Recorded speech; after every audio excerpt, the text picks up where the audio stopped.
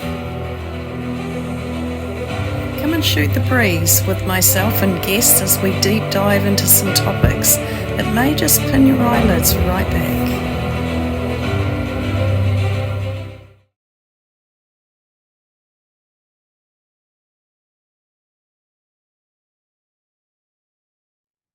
So, good morning, good afternoon, and good evening to all our viewers. Welcome to another series of Shoot the Breeze with myself, host Mandy Horton. And if you feel compelled to subscribe to my YouTube channel, I would dearly love that. Thank you very much. And I hope you enjoy this chat that I'm going to have. And today's guest is Maria Masterantonio. And Hi, welcome, Mandy. Maria. Hi, Mandy. Oh, so good to have you here. And I'm really keen to get into this chat. I think it's a very interesting one.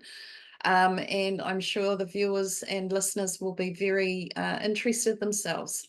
So I'm just going to read a bit of an intro for you, and so that they can get an idea around who you are and why you are on this topic. So, Maria, an expert in the legal industry with over 30 years of experience, from the prestigious Magic Circle law firms of London to the dynamic legal scene in New Zealand. Maria has seen it all.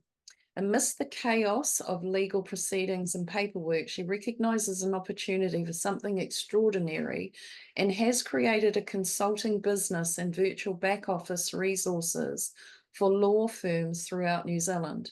During this time, on a personal level, Maria has continued to strive in a man's world to bring innovation and change to the industry, raised a son from birth after her marriage failed, and battled with addiction and won. Today, she is an expert in her field, living her most authentic self, and is here to talk about her career, life, and trials, and everything in between. And that is beautiful. And yes, you have definitely come through in a very authentic way right now, haven't you, into your Yes. new life and your new world Yeah. and the new Maria, really, in a sense. And it is and it isn't, isn't it? It's the original you, but we go off track a wee bit, don't we? And smother it with all these other things and ways. But so, Maria, just tell us a little bit about, or as much as you like, around the why the new business, why, how that all came about. What was your experiencing in the legal field, and maybe with the justice system in itself? I'm not sure, but Yeah. yeah, Okay. There's so many different ways that we can come yes, through this. So, I'm going to talk about it in a sense that I've actually just been talking about at a lot of conferences lately. And this is, the industry is changing quite quickly, or seen some very sudden changes. So, if we only go back to the 1980s, the late 80s, law firms were your trusted advisor. I mean, if you look right back into the 50s, I mean, basically you went to your priest, your lawyer, or your doctor if anything was going wrong. And mm, you just believed what any one of those three people would say, and you did what any one of those three people would say. And your lawyer was it was almost like your family friend that you trusted in and yeah, were given the advice for. And I mean, laws have changed. So, of course, lawyers, have over time, a lot like doctors, have now got waiver forms for just about everything. And things have changed a little. But computers came in the 1990s in a much bigger and more affordable way, which was the beginning of what I call the electronic age for us, which has basically been what the last generation has brought into law. So if we think of all the baby boomers and everybody before that looking after what I call law 1.0, yeah, then this next phase that we've actually just ended was the electronic phase, which was what all the Gen X, which is my generation, have brought through and brought to life. And what I started to notice was like mail rooms became obsolete because yeah, in the end we got emails, and yes, so we didn't need that anymore. yeah, Um, and then all of a sudden there was this huge need for photocopying. So people got photocopying departments, which have now also gone because now Yes. we're electronic. We have electronic files, so we need less paper. So those things have come and gone.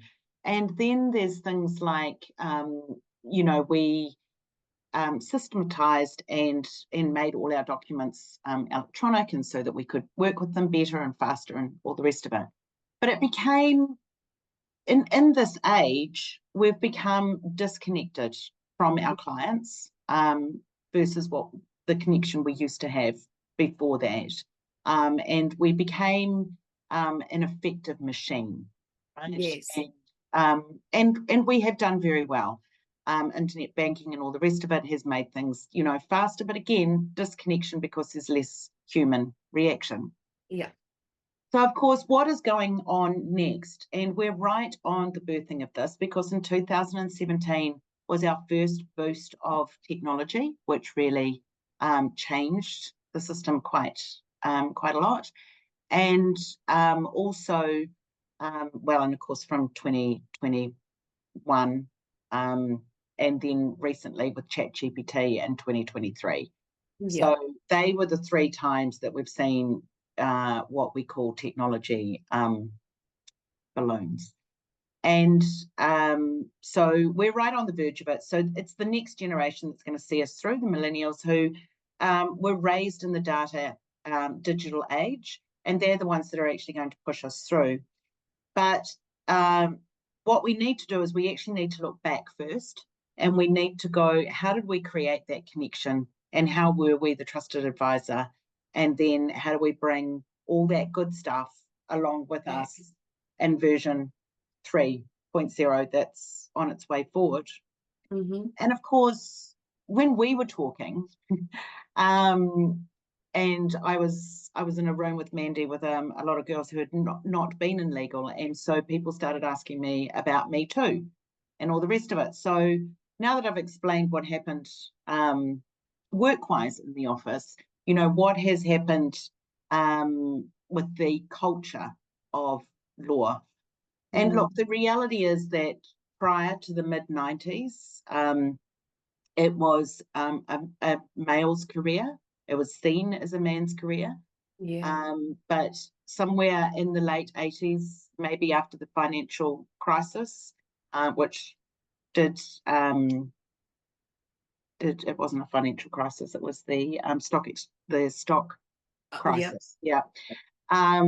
Which saw a lot of men crumble, actually. And I mean, we had a couple of suicides ourselves in the office that we were working in, because and I don't know if it's got a lot to do with that, but there's big events like that then change things, and women started to see law as a career, As an option, as an yes. option. And of course, we had more people coming to university then too, more women coming to university, because prior to that we just got married and had children. Yes. So in the midst of this last generation, a lot more women have entered the industry. And because of that, the culture that we had, which was work hard, play hard, do as you're told. I mean, and I guess women were seen and not heard. Well, I mean, women were the support. So, we were just told what to do. And so it was, yeah. It was like, and there's that term, isn't it? Chained to the kitchen sink. Yes. Yeah, absolutely. And so we were always seen as that. Yeah. Which is when being that this last generation has had a really tough time to get through that. Yes, And a sure. lot of us women have managed to get through it. I am feeling like I'm finally getting through it. Yeah. But we're all in our 50s now who have finally pushed through and are seen as experts, are being heard as experts, and are Yes. really starting to run some great firms out there differently. I know, and isn't that when I see, because I've come through that movement myself, and it actually was just on a call now live talking about how the biggest issue with that was breaking through the guilt around upsetting those who had those expectations of us of doing it the way we were supposed to be doing it, and yeah, and I think there's been a great movement and coming out of Yeah. that for women. It's beautiful. And of course, part of that was also as women have come and we all know that women are extremely organized, and we've become that way because we're running a house, we've got a career, we've got Mm, partners, we've got children, we've got to do multiple things in a day. And they always say, give a job to a busy woman and it'll get done. So yes. it's meant that, in the old days where you just stayed at work until it was done, and Mm, however long that took. And women, you know, bought into the industry this thing where, well, actually, I've got to get home to my family, so we're going to do it within work hours. And I just don't understand why I need to be here all weekend. So there was a lot that caused a lot of friction and, a lot of change. I mean, we still do need to work hard because we've got court deadlines, we've got client deadlines. And the thing with law is it's actually really emotionally based. So, yes, I would say actually, like, to yeah, be honest, that's yeah. my feels in it. And the deadline thing must be such a pressure. Oh my goodness. Well, the deadlines and the accuracy, Oh because gosh, yes. we're seen as that trusted advisor, as we're seen to give the most perfect advice and service that you possibly can. Yeah.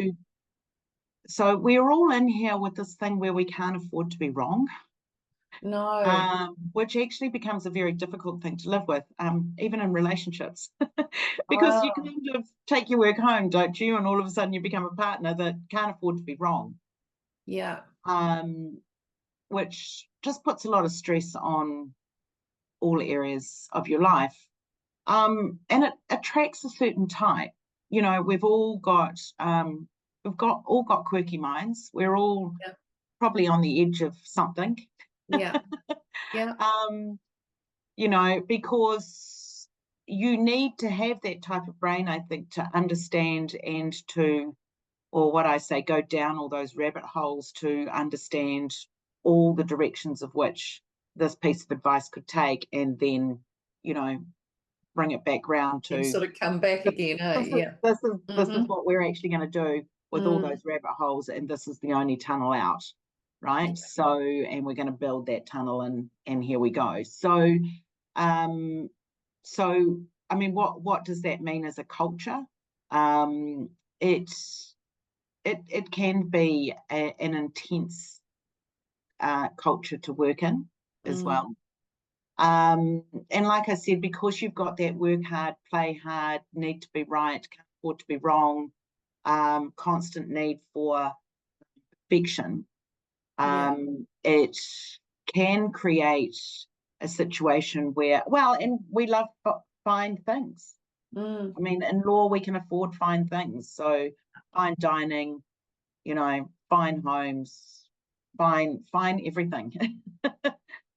fine wine. Fine, yeah, yeah. And Yeah. the fine things, finer things that, Yeah.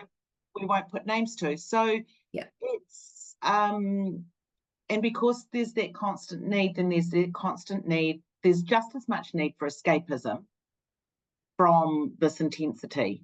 Mm, And this is where, um, for me, when I look at my story, it just happened ever so slightly, like I just started smoking and then all of a sudden I was a packet a day.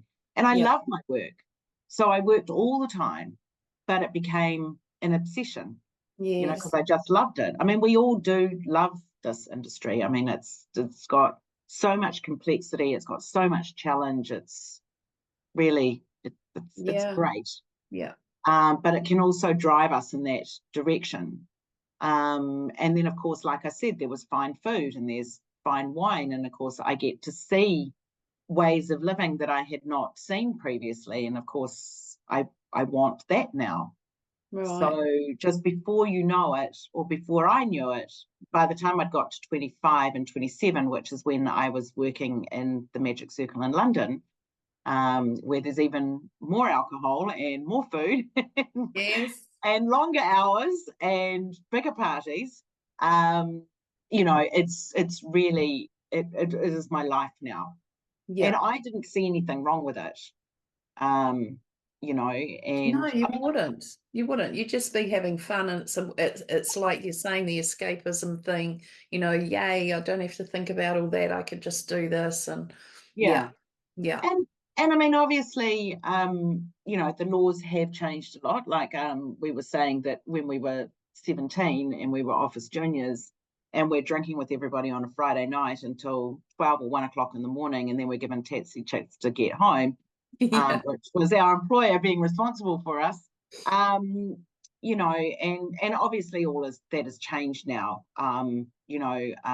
Partners are encouraged not to drink at social occasions so that they can make sure that all their staff are safe as a person, not just in yes, getting home, and all of those sorts of things. So the party environment of the 80s and 90s has definitely changed, and I think that's because it's gone from one extreme to the other. Again, that's caused a little bit of disconnection as we've tried to learn how are we going to come together as a company without the drinking.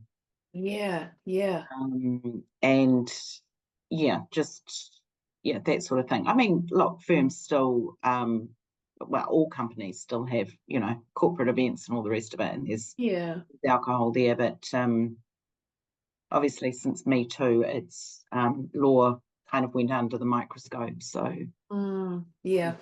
And in those sorts of high pressure jobs, you see it in the police force and even yeah, doctors, surgeons, all those sorts of people, their relationships, their marriages and that break down a lot, don't they?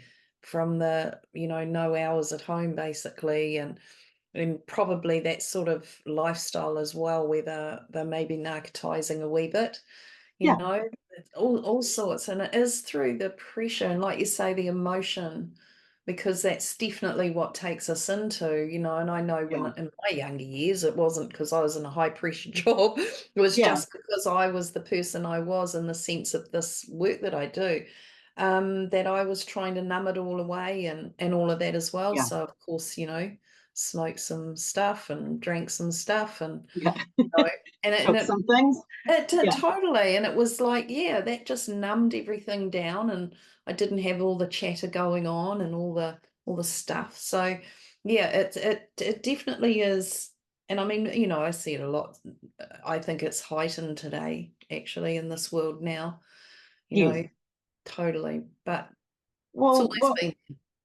yeah, it has, and what's like I said, when it's emotional, I mean, because you're either dealing with family law or employment law or insurance law, or all these things are deeply emotional to somebody. Even buying a home is Yeah, really stressful. You're going to be really excited when you settle and the truck gets to drop your things off at your new place, but it's still everything is very emotionally charged from the yeah, client's point of view. So we're trying to decipher fact and product in an emotionally charged environment as well from our yes, client's point of view, because yeah, it's life and death to them, yeah. when and and Totally, you want it right. you want it right, You know, and they and want it particularly now. because that's, this Yeah, too, and we don't have yeah, all that to do it all and make yeah, mistakes. and they pay a lot of money for our advice, so they Yeah, do want it very quickly. So, and to be honest with you, that's why in the end, well, initially I set this business up because, as I said, my marriage had broken up around the time our son was born, and I wanted to work from home and be yeah, a stay-at-home mum. And so, as an ex-PA and paralegal, I just thought, well, I'll do that. And I had run temp teams before, so I had temps going out, but as a woman with no assets, I thought, well, if I could be virtual, then I wouldn't need to get leases and buildings throughout yes, the country. I'll just supply this. But I was about 10 years ahead of my time. And it's finally working now. But right. it's, yeah, and it was in seeing that if technology was going to continue to change, then like the mailroom, surely there were going to be bits and pieces that we would no longer have in-house. Yeah. And so that was the other reason this was born the way it was, because I could see that surely you would just keep, having contractors, or would outsource, the bottom tasks so that you could have a reduced footprint or office that everyone was coming to, so that you got better value for money out of the Right. people that were sitting actually in the office. Yeah.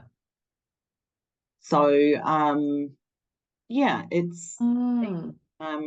it's been an interesting journey along that front. And when I was talking with your ladies the last time, one of the interesting things that came up was, in this go hard environment that's emotionally charged, that's constantly full of drama, all Mm. the things that you're not supposed to have around you when you're in recovery. Yes. Yeah. I was like, does this mean I have to leave my career? Mm. And that was really daunting for me, because I was like, this is quite a dysfunctional, it's quite dysfunctional in the way that it operates. Mm. And from that addiction and recovery point of view, Yeah. the Yeah. level of stress and drama and everything that causes. And I was really disappointed and upset and almost grieving, with the idea that I would have to leave something that I loved. So Yeah. then I was like, how could I work how authentic and healthy with others, and be authentic and healthy, yet stay in this environment? Mm. And that's what Digimaster is actually all about. Yeah. So I've created a culture in here where we are collaborative, we support each other, we understand that life goes on. And so we need to manage life with our jobs and responsibilities. Yeah. And so as a team, we're always communicating. What do you need this week? How can I help? What can I do? And so that we can deliver with, the least amount of stress possible to our clients, and again, for them, having a product that creates the least amount of stress for them. They just see the client, tell us what to do, drop it, it comes back, they deliver it to the client. Right. So So you're right. I see. Yes, I've got now. So yeah, yeah. That's right. actually yeah, I bet you're busy. Yeah, we are. Yes, Oh, we are. And this year in particular, we're getting more and more people on board too, just because of the economic times as yes. well. Yeah, yeah. But also just because the costs are changing, because of the cost of technology. People are having to look at their firms and the way that they've done things, because technology costs. Yeah. And it's getting higher, and they're kind of like, well, where can I cut costs? So a Mm, lot of people, when secretaries or PAs are leaving, they're going, what is my alternative now? Which yeah. is really exciting, because they have an alternative, and it's here. Mm, And we're attracting really great people who, are experts in their field, would probably love to be self-employed, but don't know how to go about it, or get fearful or concerned about it. yeah. And everybody in my team is self-employed, so you still get the benefits of all of Yeah. that. Of course, to me, if you're employed, there's how can I put this nicely? Well, I might do it the other way. It's more empowering to be self-employed than it is to be employed, because you get to make your own decisions. You get to feed back to the company, because I'm a service to them, they're a service to me. Yes. So we're constantly checking in on each other, going, is this working for you? How can I do this differently? Yeah. And again, like with our clients, we're a service to them. And they're giving us work as well. So we constantly have to check, is this going right? So then we've got healthy discussions going on internally and externally to Yes. constantly have our needs met. Yes, because somebody who's already self-employed and probably workload then comes into this, you're going to have an expectation of them doing what you require, Yeah, and as well as whatever their business is giving them. But yes, I get that. That would be so yeah. Well, you yeah, yeah, they come in as a self-employed person, so yeah, that if they've got family responsibilities or anything else, they can, we do have a family first policy here, which is yeah, if your family needs you, please go. yeah, And we will look after your workload and sort things out here. We share the workload in yeah, here amongst people with similar skills. So it gives people flexibility, instead of yeah. feeling guilty for I've got to pick up my children. The pressures, taking the Pick up your pressure off. children, children are Yeah, precious and they're only around for a really short time. yeah, So being able to be around them or be around for your husband or your family or whoever else, parents get sick, just things happen. yeah, Nieces and nephews need you, just anything can happen. So this way it empowers a person to look after what they do, how mm, they do it, and communicate to others to make sure that they're supported and they're supporting somebody else. yeah. So, Beautiful. yeah, so we've Really created beautiful. something healthier amongst the dysfunction. Mm-hmm. Yeah. Because I had a lady came to see me, and she's a family court, family lawyer, Hmm.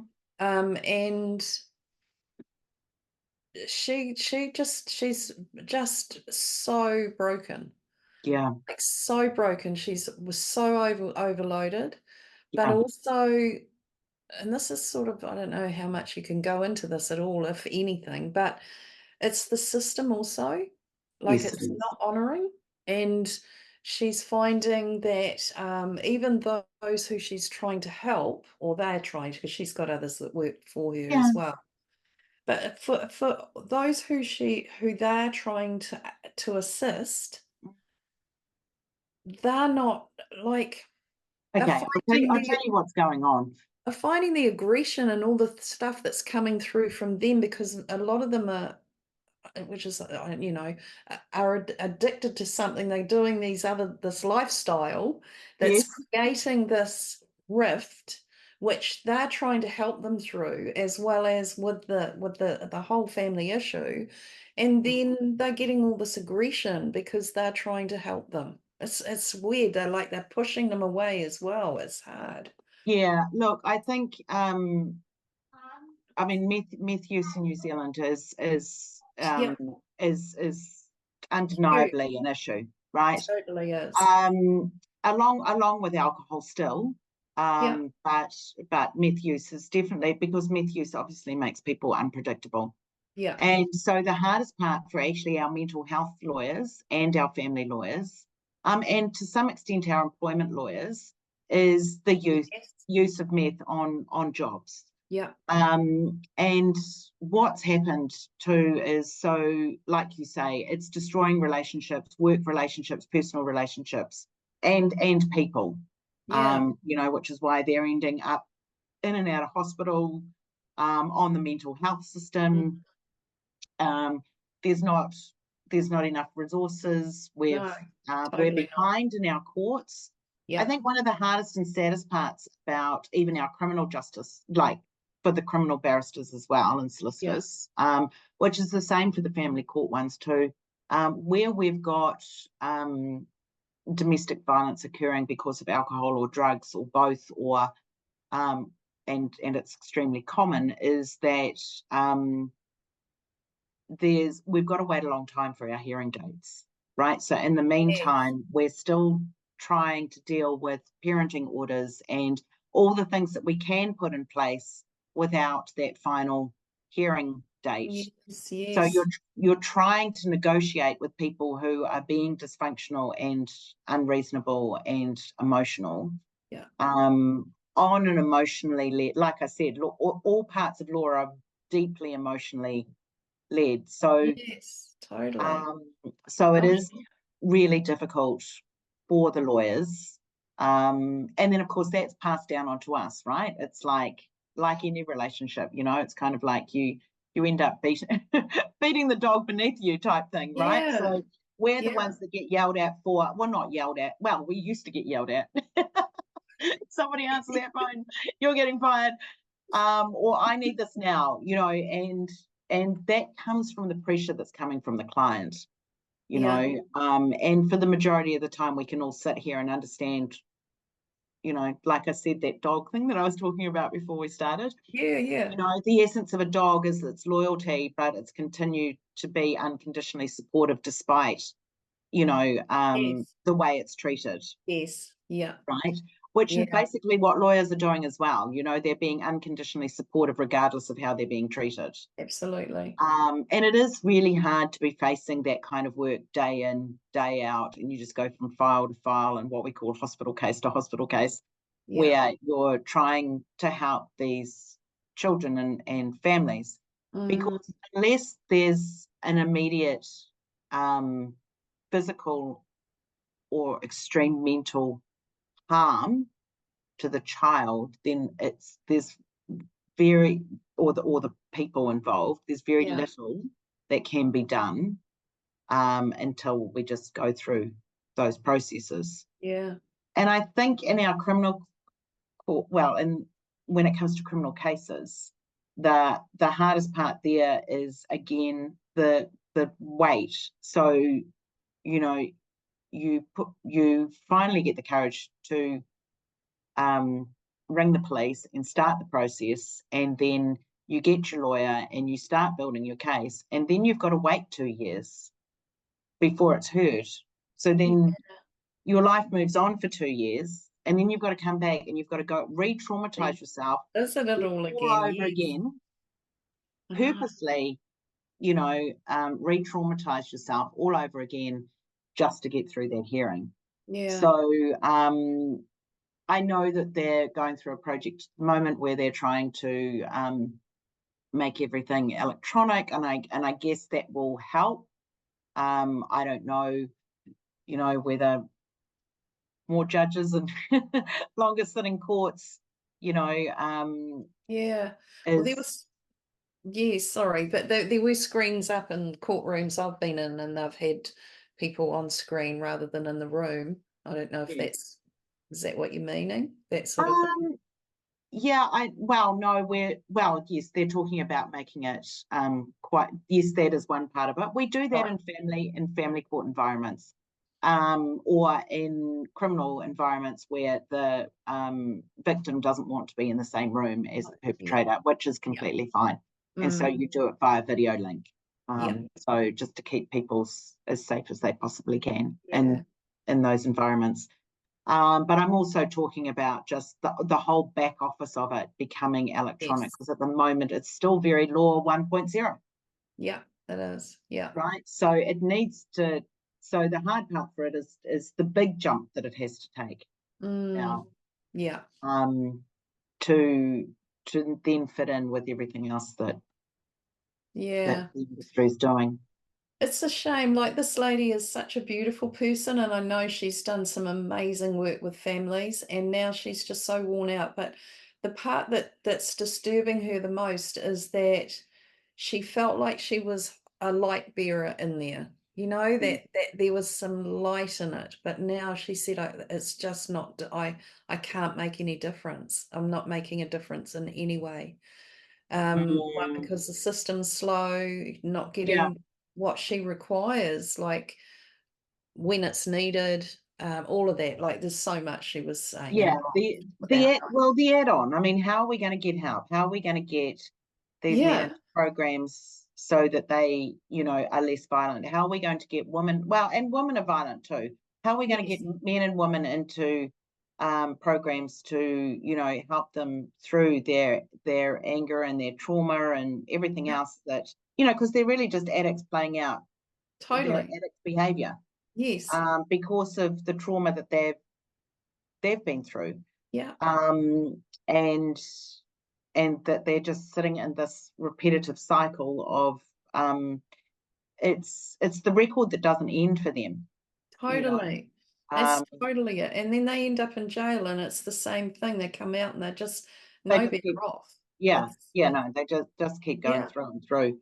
yeah. So it's yes, and it does feel like that. And I think the hardest part is we all enter law because we want to help others. Mm, Every single law grad that I pretty go, why did you go law? They went, yeah. because I wanted to make a difference, because I wanted to help humans. I wanted to help others. Right. So that's where we all come in from. And then, like you say, we get to where this woman is. And because of the area of law that she's been working in, yeah, she's pretty broken by it. Yeah. Um, and I know for a fact myself, I used to do a lot of family law when I was younger. And then when I had my divorce and my child was born, I found it actually really, really hard to do family law because I bet. it was just too hard. I could just imagine what was going on in these homes. And I'm like, oh my God, those poor children. And having just had a child myself, my emotions were far too high for it. And I just said, Oh, I just can't do this work. no, I I, wouldn't I can either. do it now. I mean, Mm, he's older now, he's 22. And I mean, now I do all sorts of, you know, yeah. quite horrible work sometimes comes through here. But Yeah. But I um, was chosen to go on, I've never been, all my life, I've never been asked to go on jury service, and I was just recently. And I went in, and it happened to be 3 cases they were wanting jurors for. So we had the whole day of sitting there waiting, yeah, waiting, waiting. Oh my goodness, draw it out as long as you can. But yeah, anyway, all 3 cases, and I knew there was just this energy that said you're going to get called in, and sure enough, my was the next name up. But each 3 of those cases were ones I did not want to sit on the jury in. no, I I can just did imagine. not want to. And the one that I did get chosen for was past history for me. And I just said to the judge, which you just go in and you say, I just said, look, I've been a victim of this and I really don't want to sit on it. He said, no, all good, just go, You you go, know. yeah. And it just is like, for me, the whole lot, like every case that would come in would be horrific in some way, I think. Yes. Like, Yeah. it might be I the old traffic thing or whatever it oh might be that goes, but in general, most of them, I mean, my younger cousin was king punched, on the side of the head and hit the ground, cracked his skull open and died later on in hospital. And that case there was very sad, but going into court that day, it was like, there was a big part of me, I was compassionate with the guy who'd done it because I knew his backstory and I was offering him actually healing work and stuff. So, it was that. mm, But in the actual service of it all, I'm sitting there and what he was going to get, either home detention or something. I mean, they killed the guy. And, yeah, and in me, I'm starting to just get a little bit wound up about, is that all that person's life was yes, worth? yes, Oh I my know. God, it was just a twisted thing. And then I'd come back to the compassion for this young fella again, Yeah, well, it's how do you do it? I think it's hard. yeah. Well, There's a I've got a friend who I catch up quite regularly, and he's a district court judge, so of course he gets a lot of the criminal work that you're talking about come across yeah, his desk. And I asked him one day, and I said, like, do you guys, like the police and everybody, whenever they, or fire or anybody else, when they go and see something tragic, they are all offered, um, some you know, sort of some therapy. sort of Yeah. therapy and thing. And I said, what about the judges? And he goes, no, we don't get that. And he was about to do the one of our most horrific cases that we've had in Auckland, and it was really I hadn't seen a lot of the evidence, but I had heard a lot of the evidence was extremely graphic. From this was at White Island, and and I and I knew it was like a 2 or 3 month trial, and I'm just like, how does somebody, you know, um, sit there for that long? And he said, well, that's why, judges just one day, they just sit there and they just actually can't look at one more thing. And that's no. the end of them. And it's like your friend that you're just talking about that you are helping, you just you go till you break, which is Mhm. basically what happened to me. I went until I broke. Yeah. Fortunately, I was young enough and able enough to rebuild myself, Yes. um, and approach it all differently. And I think, to be honest with you, Mandy, I think that will come Yes. Yeah. with Yeah. this next level of what we do and how we do it. Mm. It's in the murky part right now. Yes, and that's the part, like, if we look at the actual global, there's a huge breaking down of the old way. Yeah. It just cannot do it any longer because it Oh, doesn't work. It's not working. It never has, most of it. yeah. And so it's got to change from the inside out, like all of Yes. us. We've got to do Yes. it from the inside out. Yes. And Yeah. and this is, you know, this is what I'm seeing in lots of these different, scenarios, in the sense of even the prison system. I'm seeing more of the, okay, what are we going to do about for when he gets out or she gets out? We need to run something in here now that's going to actually get through the trauma. So there's more of the healing type of way in there, and things now, even alternatively. Yeah. So there's more of this sort of thing coming in that's going to start shifting. So these guys and girls don't have to come back in again. They'll just stop breaking and running that cycle that's Mm. taken them back into that situation again and again and again. And it's a great thing. I mean, it does take time and it is tiring, but like yourself, you might look back over, and I bet you wouldn't change anything. Oh no. No, and that's often the way, because we see how much it's made a change in us, and will do assist humanity in a new way as well, which is Yeah. great. Yeah, exactly. Mhm. Um, yeah. I mean, I guess in the early days of recovery, I was like, I wish these things hadn't happened to me. Oh, But but I mean, that was 11 years ago now. So, now I look at it and go, oh, thank God all of it happened, and thank God it yeah, was so horrible and so hard, so that I could be this person, yes, absolutely. and make this change and lead this change in Yes, our industry, yeah. I because think it's huge. Like, that's huge, actually. I, It yeah, is. yeah, it is. And Yeah. and you're seeing, like, I'm sure, like I was saying to you, I'm sure you're busy because I know you are, but and that's sort of like, are you franchising it? Like, it's actually spreading. You don't really need to franchise it. I Uh, suppose it is in its sense of it's just spreading. yeah. So there's We're more and more. Yeah, so we'll continue to spread throughout New Zealand this year, and we're really excited about that. And we're Mm, nailing down on our systems and processes and making sure that we're all, really quite tight in the yeah, way that we perform. So we're really disciplined and we're quite focused in here, as opposed to the chaos and unmanageability that it used to be yeah, before. So this is what I mean. Recovery's made me a different leader. So instead of trying to manage chaos and unmanageability, we now work on discipline and process, and we're just a fine yes, oiled machine. And we've got flexibility, should one of our clinks go out for a moment or for a yeah. long time, just however.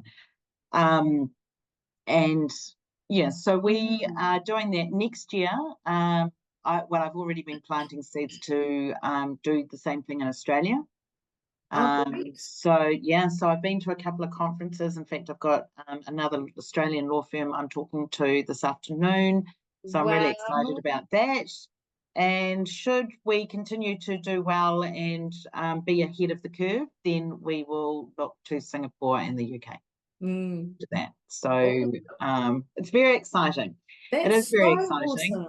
awesome. It's a bit scary every now and again. I keep going, I'm only one woman, what can I do? But then um, I was talking with my Look. business mentor the other day, and I said to him, well, actually Richard Branson's got hundreds of companies. Why can't I? Why can't I have a big one? Absolutely. And when somebody says that, I'm just one woman, what can I do? I think about the mosquito and how much, you know, Yes.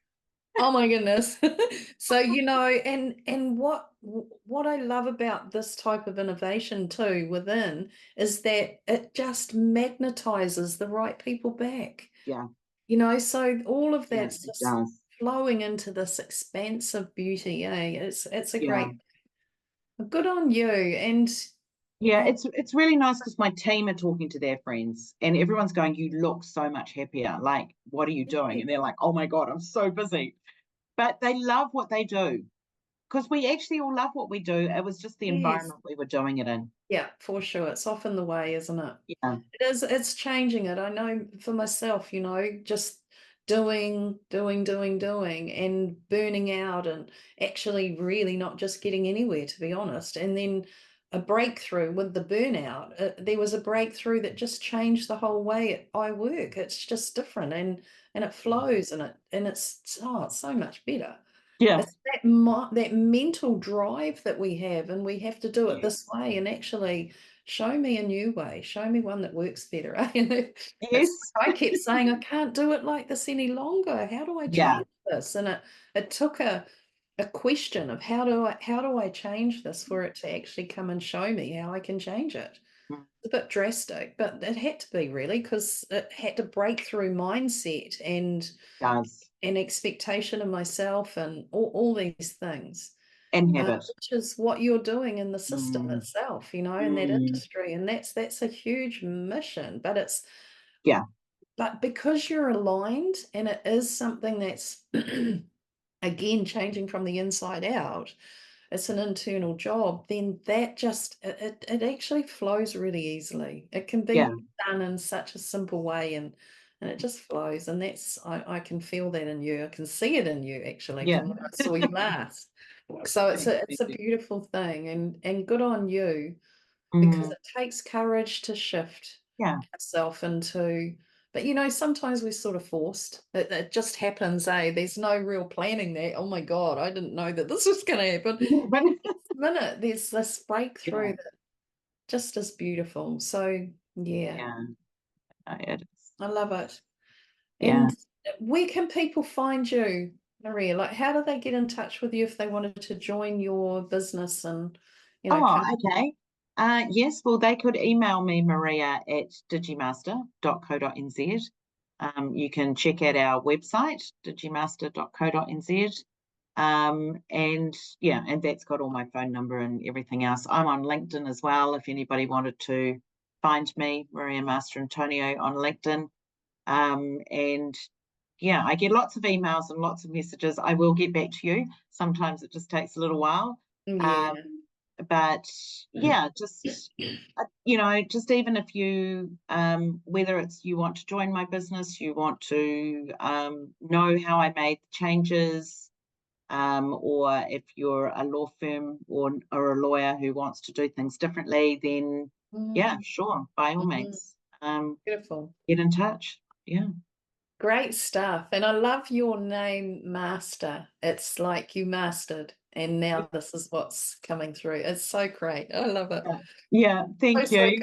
good. Yeah, I was born to it. I was born to the chaos Wow. to that, that was going to, yeah, make this change. And Mm, I mean, it isn't life funny. I mean, it could have gone, there's sliding doors in life all the time, isn't there? And it could have totally. just gone any way at any Yeah. time. And Yeah. and this is the way it went. And yeah, I'm thoroughly grateful for it now, of course. Beautiful.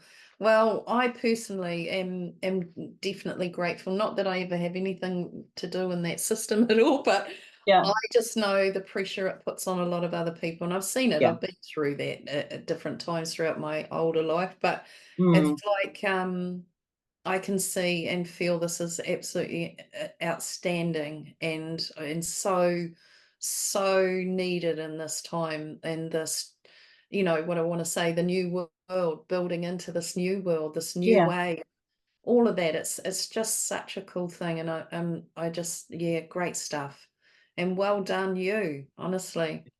thank you. Mm. Yeah, thanks. So thanks so much, Marie, for That's coming all in and right. having a chat. And yeah, all of that. Take all Okay. good care and keep loving what you're doing. Of course you do. I do. I do. Thank you, Mhm. Mandy. Thanks for having me. Oh, Okay. so welcome. Thank you. All right. Bye. Bye.